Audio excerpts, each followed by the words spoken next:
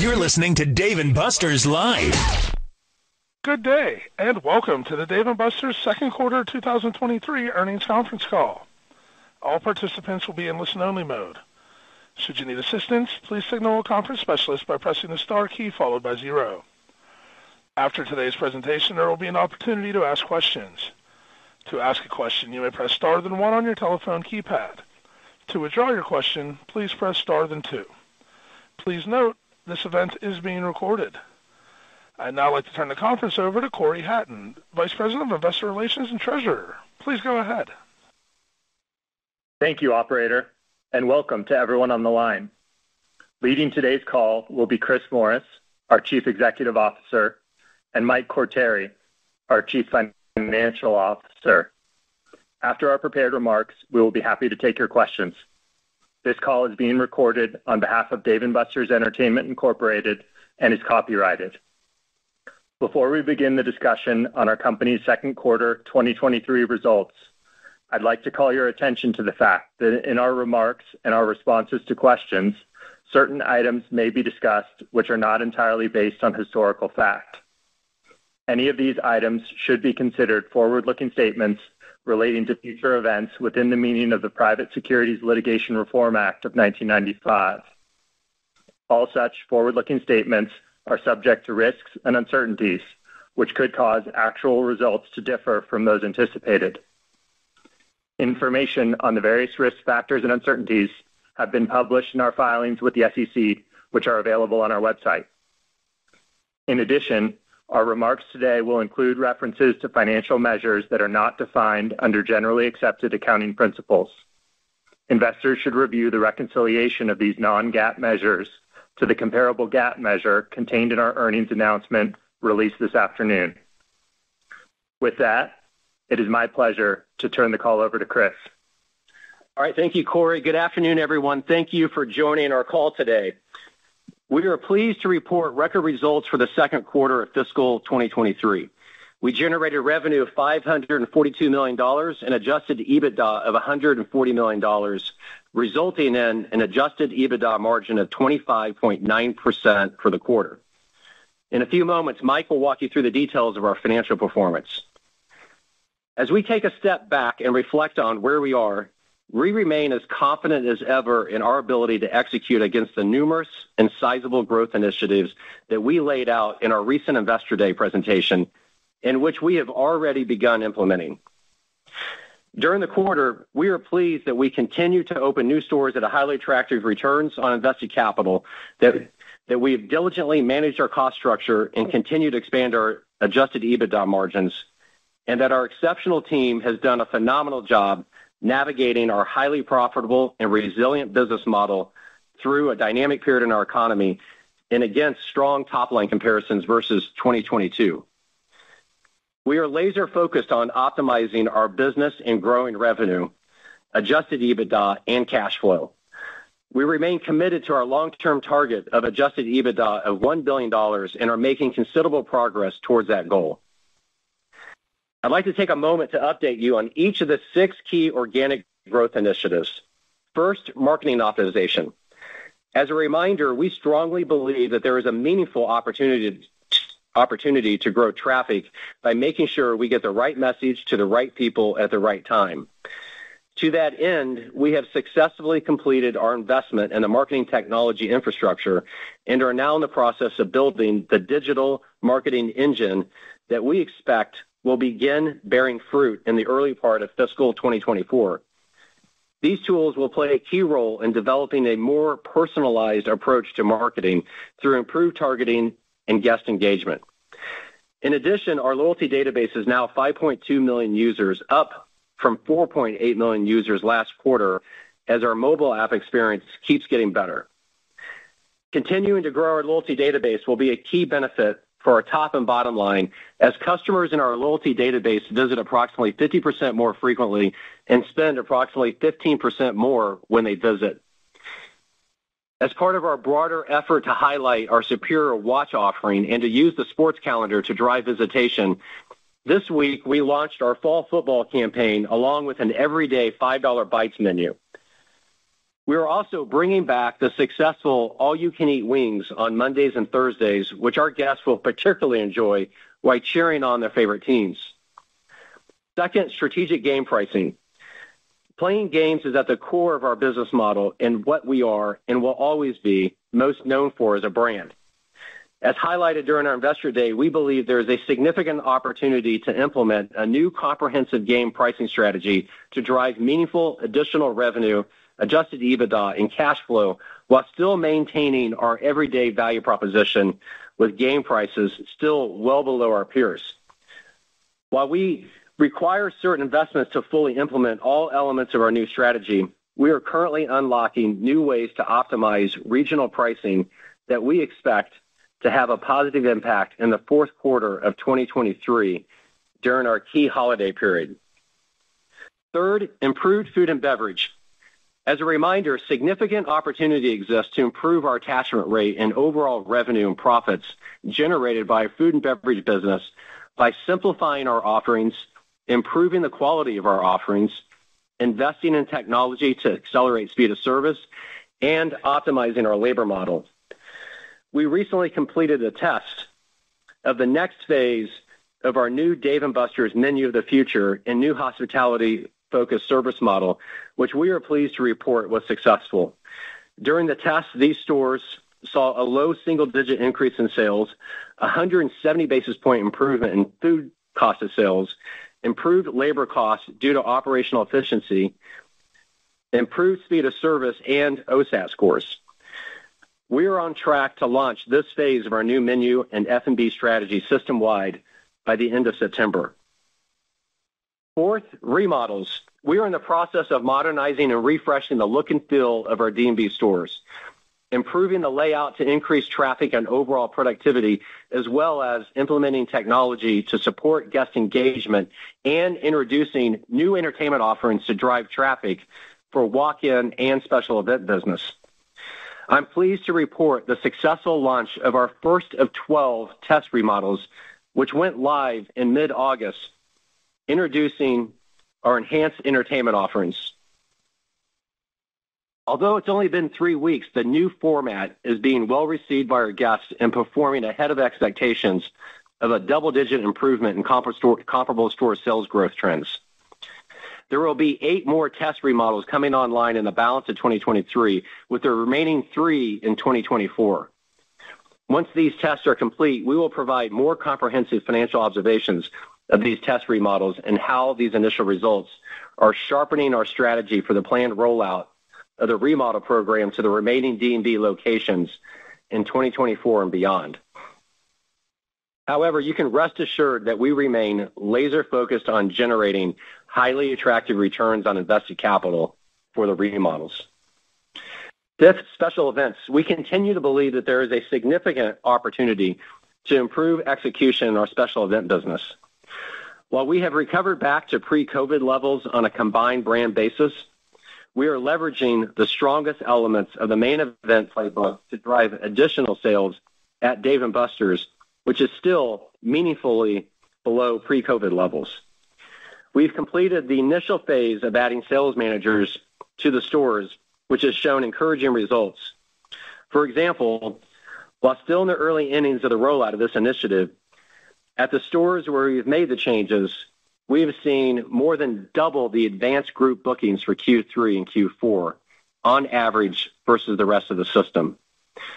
While we expect significant near-term improvements in the special event business, we also expect the introduction of new entertainment offerings in connection with our store remodel program to be a catalyst for a special event business.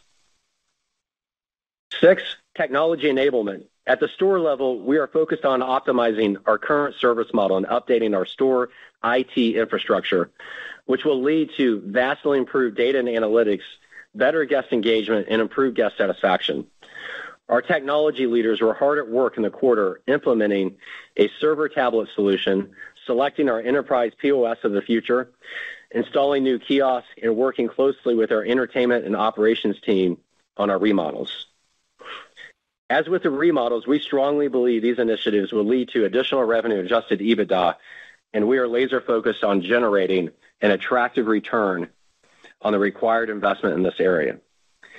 In aggregate, we are confident our organic growth initiatives will create significant shareholder value over the long term, and our operational achievements in the quarter are indicative of the progress we are making towards our goal.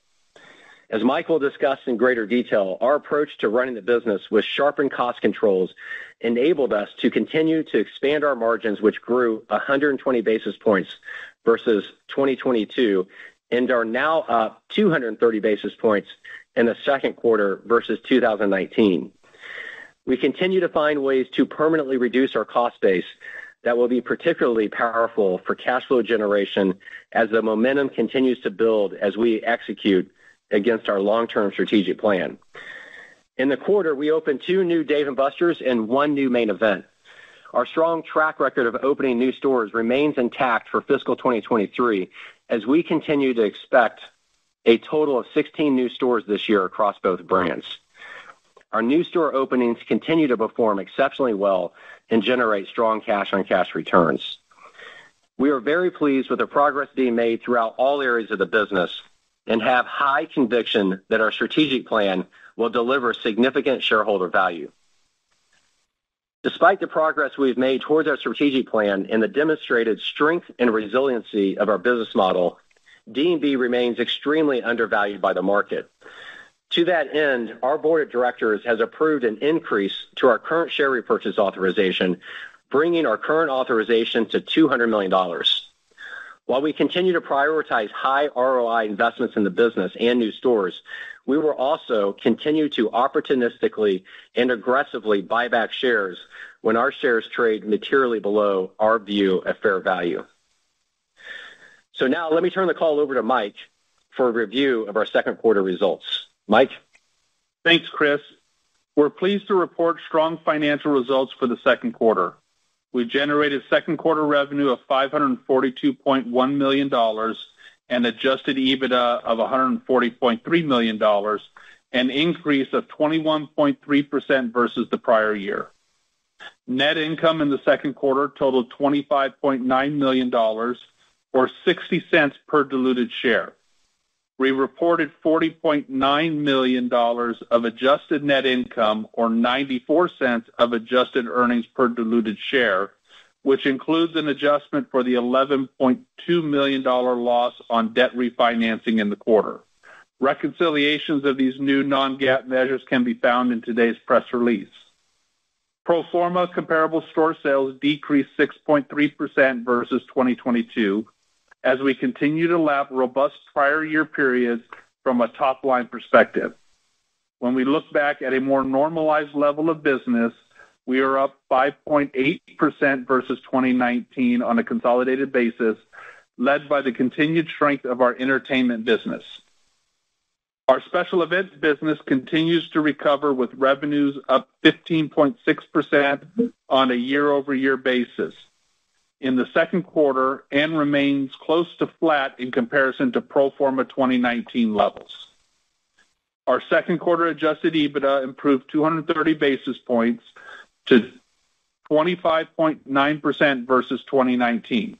As Chris mentioned, we continue to drive margin in this environment with a laser focus on our cost base, leaving no stone unturned across cost of goods sold, labor, store operating expenses, and G&A.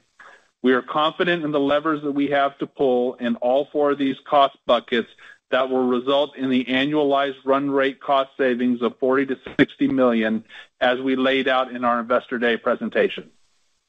We generated $103.8 million of operating cash flow during the second quarter, contributing to an ending cash balance of $82.6 million for liquidity of over $572 million when combined with the $490 million available on our $500 million revolving credit facility, net of outstanding letters of credit.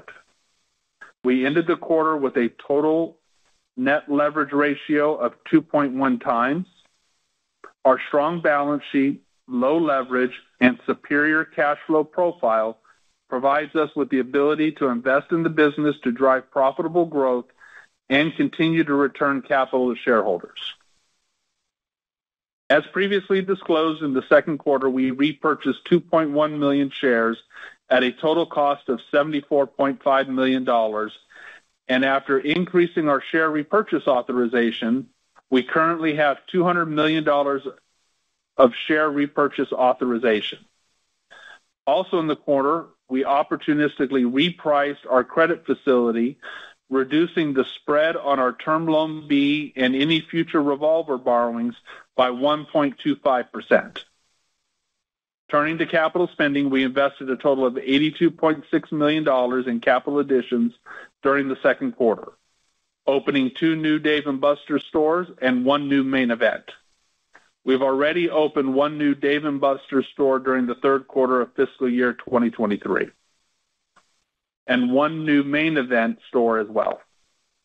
Also, as Chris mentioned, we are on track to open a total of 16 new stores and relocate 1 store across both brands during fiscal year 23.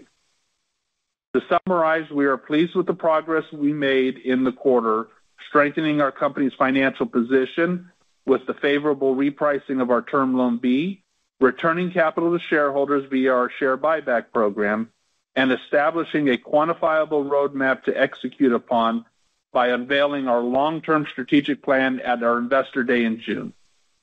There are numerous opportunities for us to pursue in the immediate, near term, and long term, and we remain focused on managing costs to unlock the maximum value of these 2 great brands and deliver the highest possible returns for our shareholders. Now, operator, please open up the line for questions. Thank you. If you would like to ask a question, please press star then 1 on your telephone keypad. If you're using a speakerphone, we ask that you please pick up your handset before pressing the keys. If at any point your question has been addressed and you'd like to withdraw your question, please press star then 2. Today's first question comes from Jake Bartlett at Truist. Please go ahead. Great. Thank you so much for taking the question. My first is on the 3-year plan, the $1 billion in EBITDA that you're targeting by year 3. When you presented that, it was a little, I wasn't sure, what the base year was. I think it was 22, but you kind of qualified that it depends on the macro environment. So my question is, are you on track with that 3-year plan? Has that been pushed out a little bit, or should we kind of think about year 3 as 2025? Yep. Hey, Jake, this is Chris. As we said during Investor Day, we're very enthusiastic and confident in our ability to deliver on that plan. The 3-year timeline that we put out there, what we'll tell you is that, that's not a fixed timeline, but there's clearly a path towards $1 billion in EBITDA over the medium term. We haven't shifted at all our thinking on, delivering on the outcome of that plan. But we really want to stay away from putting like a fixed timeline on it. It was merely just simply saying, look, there's incredible opportunity in this business. There's a clear line of sight on how we get to $1 billion. It feels like that, we feel confident that we can deliver on that in the medium term. That might shift a month or 2 or 6 months or 2 or, even a year or 2, depending on, things that are happening in the external environment. But make no mistake, the opportunity is there. In terms of the progress that we've made, I'll tell you that we are right in line with our plan. We're very encouraged with the results that we're seeing with respect to the items that we've implemented thus far. Investor Day was June 13th, so we're only just a few months into this. But from what we're seeing right now, we're even more confident than we were 3 months ago and where we're going and what our team's focused on and our ability to drive meaningful value, over the medium term. Great. Thank you. And my next question is just on the trajectory of the business. Obviously, the comps versus 19 have been decelerating pretty consistently now for the last 4 quarters. What is your confidence that that's going to stabilize? That the excess demand essentially that was kind of that occurred post-COVID has worked its way out, and that you should see at least in a re-acceleration. I guess within that question, are you seeing that yet? Is there any, as you look at the trends within the quarter, the quarter to date, any indication that you're seeing that stabilization even outside of some of the initiatives that seem really promising coming up in the next quarter or two? Yeah, I'll start, and then I'll turn it over to Mike to add some additional color commentary.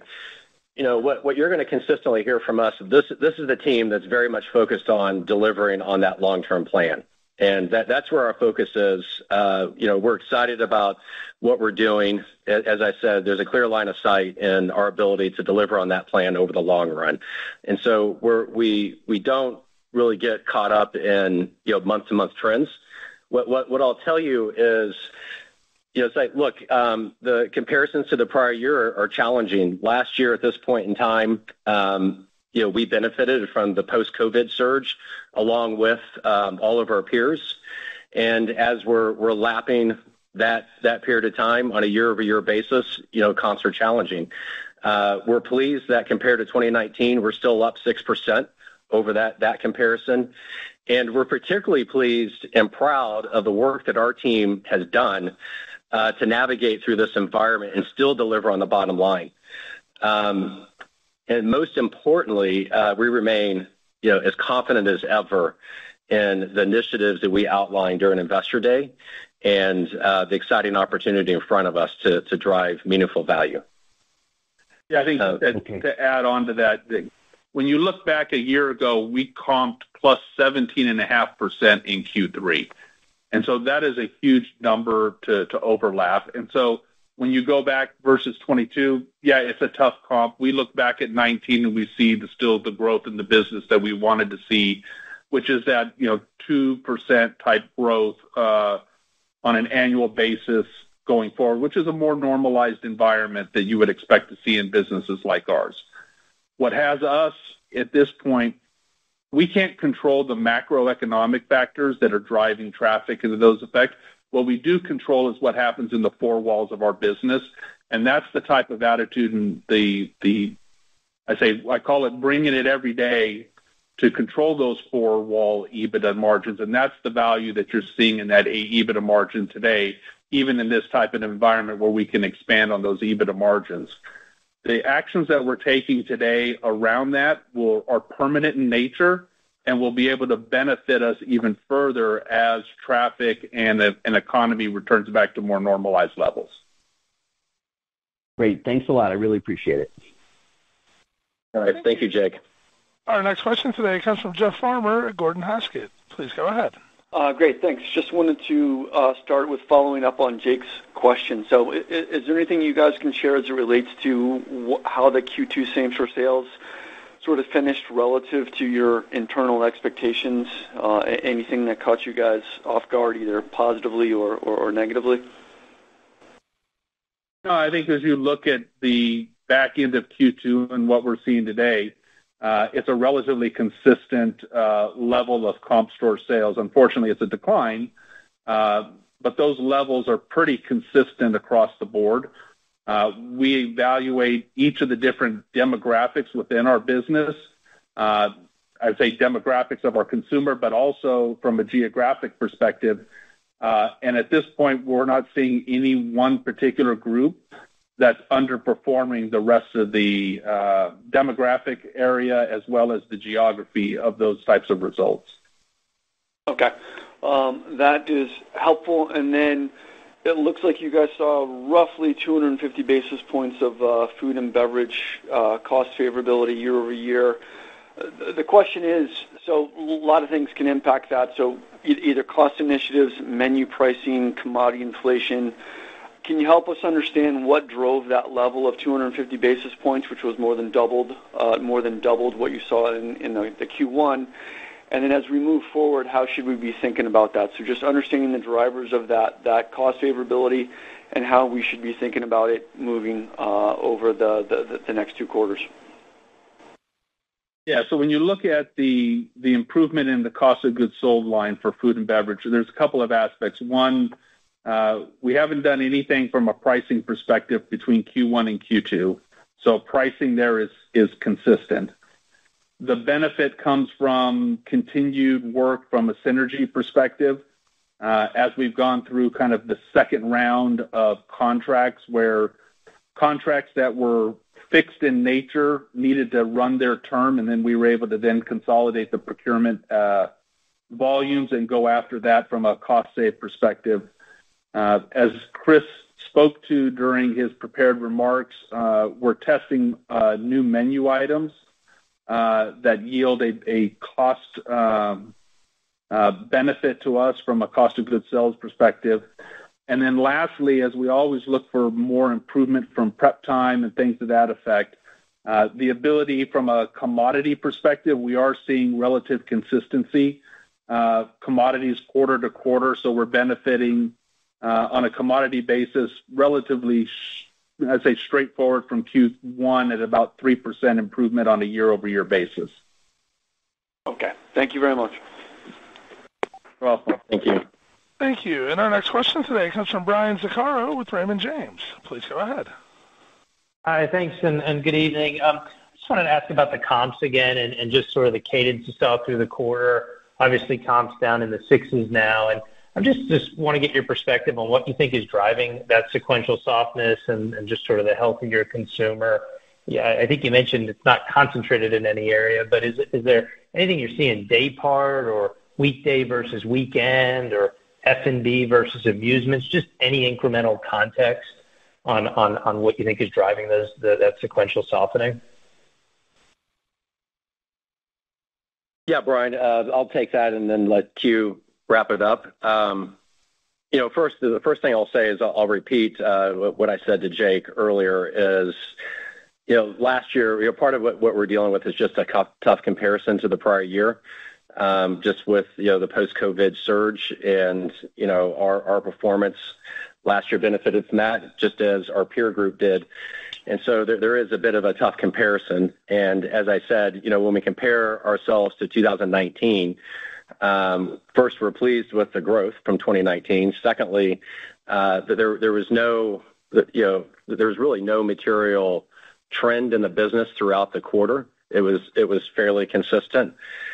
As we always do, we've analyzed the heck out of our business, slicing and dicing it every single way.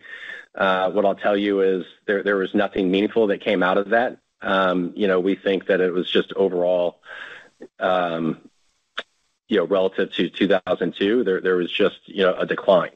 So there's not one thing that we could really point to that would suggest that it's related to a shift in consumer behavior in terms of, how they're trading at Dave & Buster's or anything along those lines. I think one thing to add on that, what we are seeing is for the customers that are coming in, they are spending at consistent levels of what we historically have seen in that post-COVID environment. So when you look at our mix between revenues between amusement and food and beverage, we're still kind of holding at that 1/3, 2/3, with the 2/3 being on the amusement side.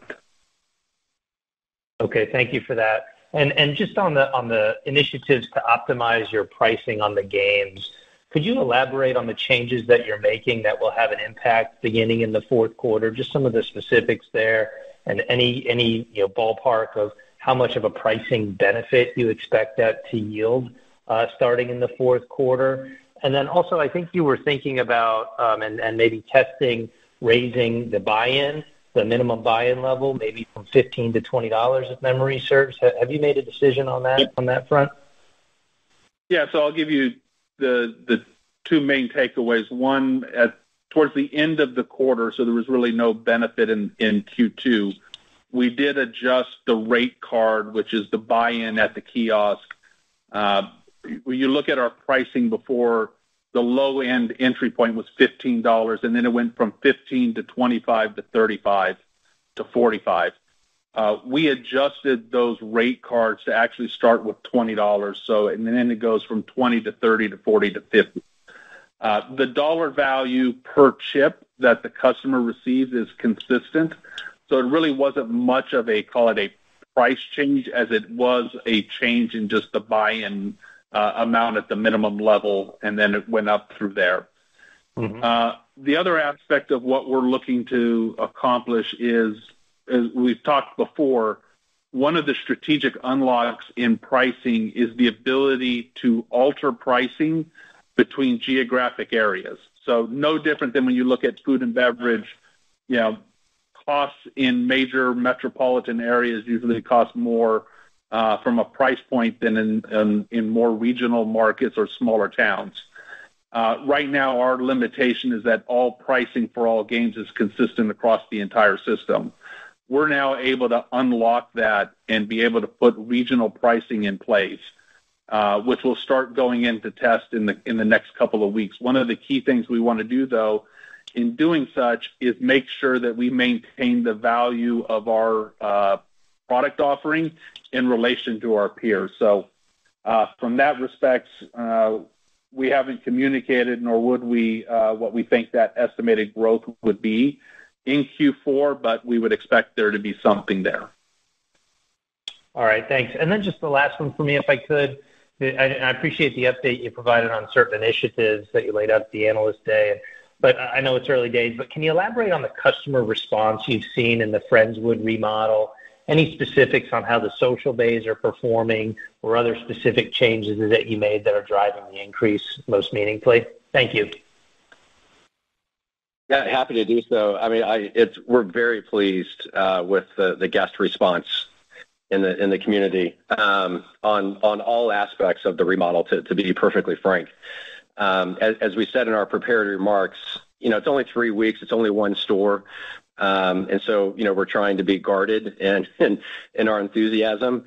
But over the last 3 weeks, the Friendswood, that particular unit has outperformed our expectations. So we're feeling very good about what we'll be able to do with remodels, and we feel very good about expanding our entertainment offering and doing it in a way that we think is at the heart and center of what a D&B guest is looking for. So far, so good. All right, I'll get back in the queue. Thank you. Thank you. And our next question today comes from Andrew Strelzik with BMO. Please go ahead. Hey, good afternoon. Thanks for taking the questions. My first one, appreciating certainly that you can't affect the macro environment. I guess it's a question on how you're thinking about balancing the multi-year strategic plan and implementation of that versus like flexibility on the nearer in opportunities. And so I guess, sounds like there's more value on the F&B side, some of the other changes that you talked about, some more marketing around football. I mean, do you think that addresses kind of what... Andrew, we lost you. Andrew, we're having a connection problem. Yeah, we lost you right after you said... do you mind just starting from the beginning? Yes. Can you hear me now? I just want to make sure you can hear me. Yes. Yeah. No, we got you. Okay, great. All right. I guess the question really is, how are you, what is the flexibility of the plan in the near term? As you kind of navigate what is a macro that you cannot control, do you think about the pricing opportunities differently? Are there any other programs that you can implement that you're thinking about to be adaptable to the current macro? Yeah, well, the short answer is, we're very mindful of, how we navigate the business during this period of time and still deliver on our long-term goals. A big part of that is how we're managing the cost structure. And, as I said a minute ago, I'm very proud of all the work that our team is doing to manage the middle of the P&L. And when, we can navigate through this type of environment and still deliver on the bottom line, that provides just a tremendous amount of flexibility and gives us confidence to continue to invest in the right areas of the business. With all that said, though, we're moving forward with eyes wide open and being very mindful of not getting too far ahead of ourselves on investment spending and ensuring that we're balancing all sides of the business. I don't see at this point in time, we're not seeing anything that would suggest that that we need to rethink our strategic priorities. We're still just as committed as we were June 13th on the areas that we outlined with you. Where we see, where we see some momentum in the business is on the food and beverage changes that we're making. And so this phase that we tested and that we're going to be rolling out in September, we feel great about the results that we're driving. And that's a very thoughtful approach to food and beverage. It's not just recipes. It's, how the menu, how we deliver on that menu at the store level and drive a great guest experience. That's something that we're going to continue to push forward on. The enhanced service model to be able to promote that phenomenal food and beverage offering and to drive attach. That's something that we continue to be focused on. Special events is an area. So all the areas that we outlined at this point in time, we're still moving forward with the same amount of enthusiasm and the same commitment, but obviously we're doing it in a very careful way just to make sure we don't get ahead of ourselves. Okay, that's great. That's helpful. I appreciate that, and hopefully you can still hear me. I just wanted to quickly, as a second question, ask about some of the new stores that you guys have opened, and kind of, you sounded pretty excited about the return profile and the performance of the new stores in this environment. I'm just curious, kind of any other color that you can share, how those are tracking versus other prior classes, et cetera, would be great. But I'll just say, what we said is, we're consistently getting phenomenal returns. We've got a great business with great margins and a great business model that delivers very strong cash-on-cash returns, and we're pleased with the economics of our most recent new store openings. And so, we're going to continue to make new unit openings a priority in our capital allocation. Great. Thanks a lot. Thank you. And ladies and gentlemen, as a reminder, if you'd like to ask a question, please press star then one. Our next question comes from Dennis Geiger at UBS. Please go ahead. Great. Thank you. Wondering if you could talk a little bit more about the menu enhancements or the menu of the future, which sounds particularly interesting. Could you share sort of approximately how many stores were in that test? Anything else sort of on customer feedback scores to share, which I guess sounds good. And then just as a quick reminder, that's rolling out across the system by the end of this month. Did I catch that correctly? Thank you. Yes, you caught that correctly. So let me step back. So in Investor Day, we said improving food and beverage was one of our 6 growth initiatives, and specifically growing F&B attach. That's a multi-phase, or our approach to delivering on those outcomes is a multi-phased approach. What we tested, and we tested it in 10 locations, was the second phase of this multi-phase approach. But through this phase, it's been highly impactful, and done by design. What we intended to do is first, let's remove unnecessary operating complexity, because we want, for us to deliver a consistently high quality product, we want to set our operators up for success, and we want to invest labor in the right areas that's going to lead to quality and enhanced guest experience. So we intentionally removed operating complexity. Everything that we're doing is anchored in deep research, and so we spent a lot of time understanding how our guests view our F&B offering and where the gaps are. And through that research, we felt like that there were some areas on the menu that either weren't necessary. Our guests, there was no loyalty to those items based on our research, or we were under-delivering on the execution. And so we redesigned the menu in an effort to close that gap. That was a second piece that we did. Third is there were certain areas in our execution that we felt like that were driving up food costs without really adding value to satisfaction. And so part of what we aimed to do was to reduce that added cost to our food costs when it wasn't necessary. And so there were some steps that we're doing that added unnecessary ingredient costs that really didn't make a difference. And so we changed those. So all of those are in our phase 2. And as you can see in the results in that 10-unit test, we're very pleased. We kind of hit on all marks. And the next phase will be launched, to roll this out across the system takes time. And so we're being thoughtful about it. We roll out phase 2 the end of September, and then phase 3 will be in February next year. And at that point in time, phase 3 will include additional innovation. We'll really start to push the envelope on, new products. We'll be very intentional about in-store marketing, and at the same time, we'll be rolling out an enhanced service model, giving our operators the tools that they need to really deliver in a big way. So it's fairly, it's thoughtful and strategic and multi-step. So we're pleased. Very helpful color. Appreciate that. Just one more.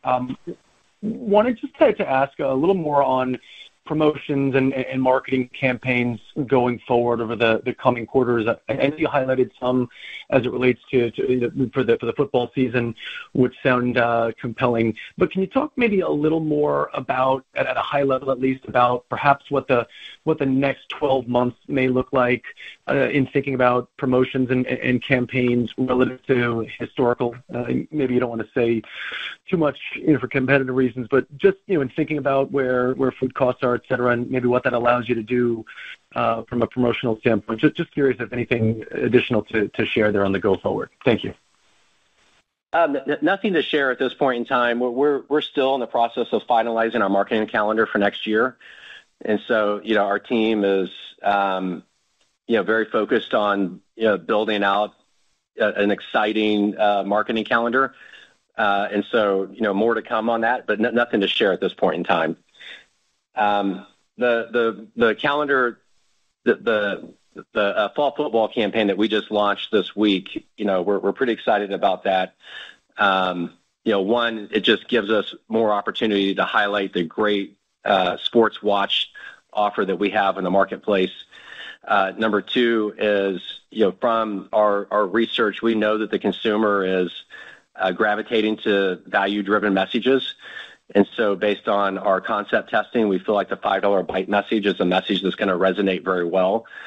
And then the rolling out all-you-can-eat wings, we went back and looked at what the last time we did this, and we talked to our operators, and we're pretty encouraged about what we're doing on all-you-can-eat wings this go around.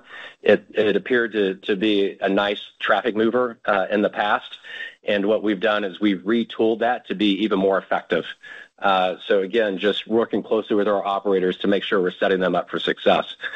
So we like the message, we like the marketing plan for the remainder of this year, and we're pretty optimistic. That's great. Appreciate it. Thank you. Yep. Thank you. And Thank you. Ladies and gentlemen, this concludes our question and answer session. I'd like to turn the conference back over to the management team for any final remarks.